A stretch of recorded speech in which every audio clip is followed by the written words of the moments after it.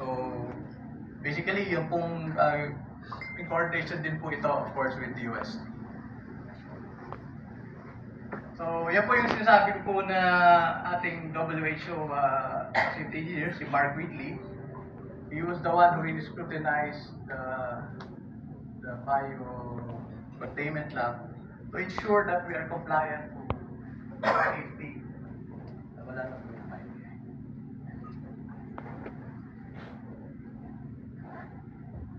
Hello? Hello? So we had the unit.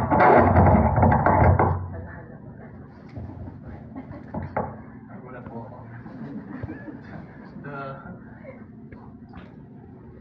Next slide. So, ginamit po natin itong mobile biocontainment lab for doing surveillance. So, makikita mo, ito po yung nangyari sa isang probinsya. Wherein, we did actual blood collection. We did, ang tawag po natin ay sample drop-off kasi papasok siya through a pass box. Then, dun po ginawa yung, tulad din yung sinasabi ni Sir Paolo, extraction, then PCR.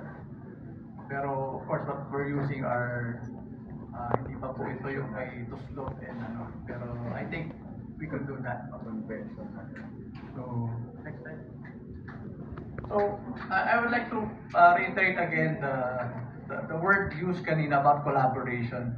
We sincerely believe that we cannot do this alone. The UST cannot do this alone. We have to work together. We have to work with DA, and all the stakeholders, even the SUCs, to make sure that technologies that are developed by private firms and also by the UST can be implemented and commercialized for use. So.